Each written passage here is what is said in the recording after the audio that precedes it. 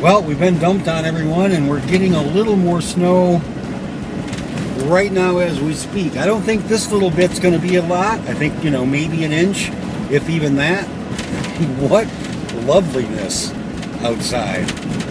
Honest to goodness. It's incredible. It's definitely a pain in the butt shoveling snow. It's definitely a pain in the butt clearing the snow.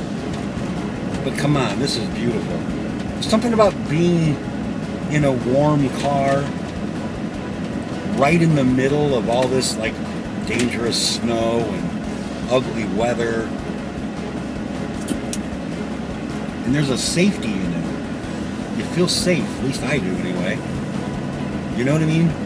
So it's like 5 below outside and you're all toasty warm in your car and you're literally in the middle of it. So I don't know what we've received so far. 30 inches of snow, 35 maybe? You can tell. This is the snow that reminds me of like when I was a kid. And I know some of you out there know what I'm talking about. But this is that kind of snow. I think it's exciting. I know there's some people that don't like it. I was surprised though when I found out, when I put the little poll out. We put a poll out like a month or so ago before we had any snow about who's anxious for the snow. And I really was kind of surprised to find out that really about half of you really don't care for the snow at all. I thought that was kind of fascinating, actually. The temperatures that they're calling for below zero, like, 50, 35 below, 65 in some areas. It's absolutely nuts. So the roads aren't bad if you can get out. I would get out today if you can. That kind of weather, that kind of temperature, you can't even be out for a couple of minutes. So I don't know if anyone else ever did this. I know that we did this as a kid.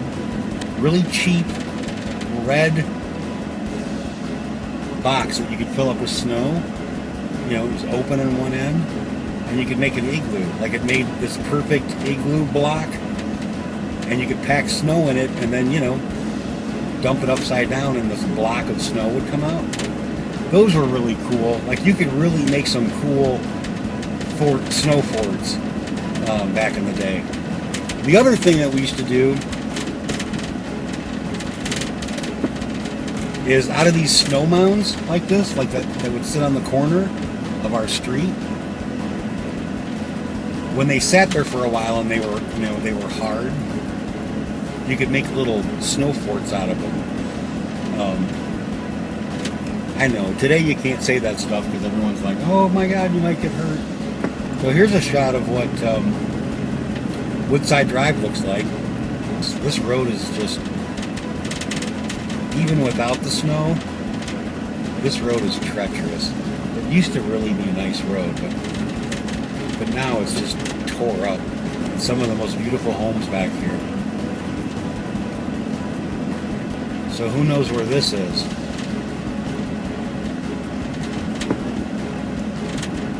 Back in my day, they called it Dead Man's Curve. I love this city. I love the way it looks. It's not pretty everywhere, but it's better in the areas that it wasn't pretty, when I grew up. It looks better now than it did then. So things are looking better, but there's so many beautiful parts of this town. And this place is pretty famous. So I think the property belonged to the Kings. They own a bunch of fast food restaurants. I don't know how true it is, but the story is that they wouldn't let him in. I don't know who they is. Back, whenever.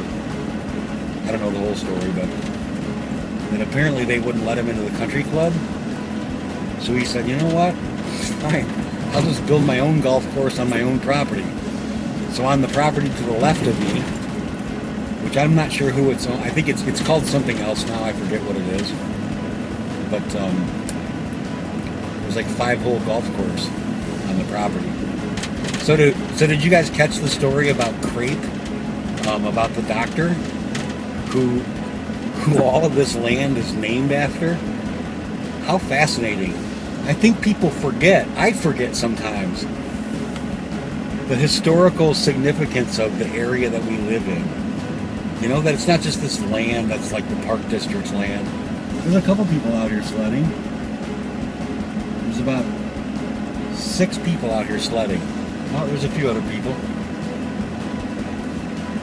Yeah, that's pretty cool. So there's like 8 people out here sledding right now. There are other hills in Great Park. You're not supposed to go down them, but there's a lot of other places to go sledding in this park as well. None of them that I'm endorsing, or am I going to tell you where? But there are. And you can't ice skate out here anymore. But when I was a kid, you could come out to Great Park and ice skate on Yellow Creek, which was always nice, right by the boat docks. So, every winter there'd be people out. Now you can go ice skating in Reed Park by the pool. They've built a thing. Most of you know this. It's definitely beautiful. I love the way snow looks. It's just so pretty. Just with the trees and the homes in the background. It's a lot of fun. There's some ducks on the dam. That's kind of cool. But these guys hard at work. Must be break time. But hats off to everyone working in the cold. Fire, police. There have been, a couple fires in the last few days. The emergency staff is obviously still working. Hospital staff is working. So hats off to everyone who's out plowing and keeping the city safe and nice and functional. It's definitely a big deal. We as people in Freeport just tend to get in a rut. One, it's not really exciting. Like the news isn't exciting.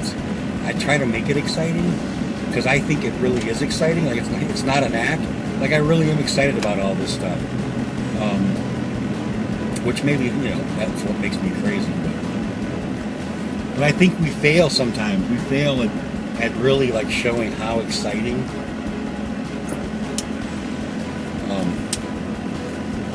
our area is. It really is an exciting area. And Crepe, we just drove through a park which was someone's land that turned into a beautiful place for all of us to enjoy, and kids go there and don't even know that this was someone's gift. Not a gift really, but a gift. He got paid, but it was a gift to our area. So you think about all those things and it makes you really appreciate where you come from. And our town isn't the only town that has a story. Your town has a story too. And I hope that you cherish and enjoy your hometown story as much as I enjoy mine.